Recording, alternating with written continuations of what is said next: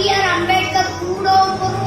ಬಡತನದಲ್ಲಿ ಹುಟ್ಟಿ ಹೆಚ್ಚೆ ಹೆಚ್ಚೆಗೂ ಅವಮಾನಗಳನ್ನು ಸಹಿಸಿಕೊಂಡು ತನ್ನ ದೇಶದ ದೀನ ದಲಿತರ ಹಿಂದುಳಿದ ಜನರ ಉದ್ಧಾರ ಮಾಡಲಿಕ್ಕಾಗಿ ವಿದೇಶಕ್ಕೆ ಹೋಗಿ 52,000 ಪುಸ್ತಕಗಳನ್ನು ಓದಿ ಮತ್ತೆ ಭಾರತಕ್ಕೆ ವಾಪಸ್ ಬಂದು ಭಾರತದಲ್ಲಿ ಶಿಕ್ಷಣ ಮಾಡಿದ ಮಹಾಪುರುಷ ಅದು ಡಾಕ್ಟರ್ ಬಿ.ಆರ್. ಅಂಬೇಡ್ಕರ್ ಅವರ ಗೌರವಾನ್ವಿತರೆ.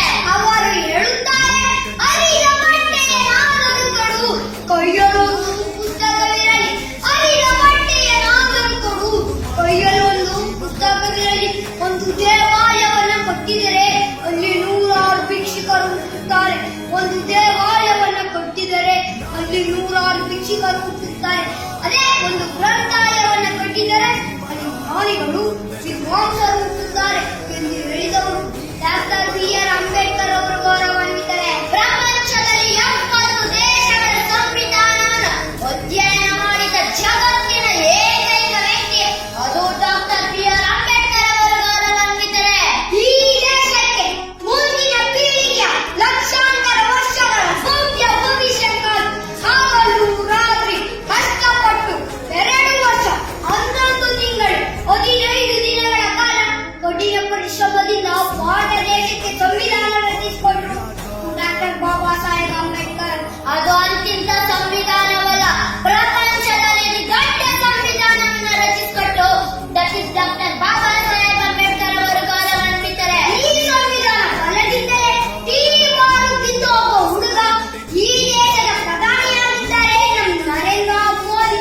ಹಳ್ಳಿಗಾಡಿನ ರೈತ ಕುಟುಂಬದಲ್ಲಿ ಹುಟ್ಟಿದ ಹುಡುಗ ಈ ದೇಶದ ಪ್ರಧಾನಿಯಾಗಿದ್ರು ನಮ್ಮ ದೇವೇಗೌಡರು. ಮನೆ ಮನೆಗೂ ಪೇಪರ್ ಹಾಕಿ ಚೂರ ಮಾಡ್ತಿದ್ದ ಒಬ್ಬ ಹುಡುಗ ಈ ದೇಶದ ರಾಷ್ಟ್ರಪತಿಯಾಗಿದ್ರು ನಮ್ಮ ಎ.ಪಿ.ಜೆ. ಅಬ್ದುಲ್ ಕಲಾಂ. ಬಡ ರೈತ ಕುಟುಂಬದಲ್ಲಿ ಹುಟ್ಟಿದ ಹುಡುಗ ಈ ದೇಶದ ರಾಷ್ಟ್ರಪತಿಯಾಗಿದ್ರು ನಮ್ಮ ರಾಮನಾಥ್ ಕೋವಿಂದ್. ಹಳ್ಳಿಗಾಡಿನಲ್ಲಿ ಹುಟ್ಟಿದ ಹಿಂದುಳಿದ ಒಬ್ಬ ಹುಡುಗ ಈ ರಾಜ್ಯದ ಮುಖ್ಯಮಂತ್ರಿಯಾದ್ರು ನಮ್ಮ ಸಿದ್ದರಾಮಯ್ಯ. ಈ ರೀತಿಯ ಸತ್ಯ ಘಟನೆಗಳು ಒಂದೇ ಎರಡೇ ಸಾವಿರ ಲಕ್ಷಾಂತರ ಸತ್ಯ ಘಟನೆಗಳು ನಮ್ಮ ಕಣ್ಮುಂದೆ ಗೌರವಾನ್ವಿತರೆ. ಇದಕ್ಕೆಲ್ಲ ಕಾರಣ ಡಾಕ್ಟರ್ ಬಿ.ಆರ್. ಅಂಬೇಡ್ಕರ್ ಅವರು ಬರೆದ ಸಂವಿಧಾನ ಕಾರಣ ಗೌರವಾನ್ವಿತರೆ.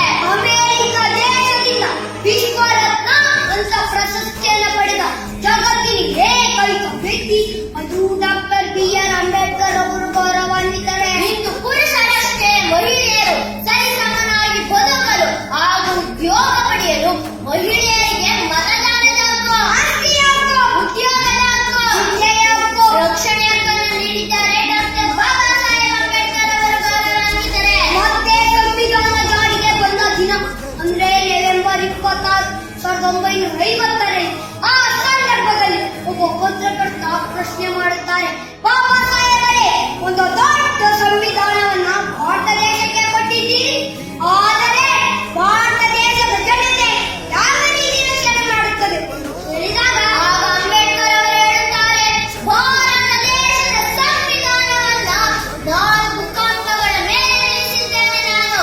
ಅವು ಯಾವುವೆಂದರೆ ಸಮಾನತೆ, ಸ್ವಾತಂತ್ರ್ಯ, ನ್ಯಾಯ, ತ್ಯಾಗ, ಆತ್ಮಗೌರವ. ಈ 4 ಕಂಬಗಳು ಭಾರತದ ಪ್ರತಿ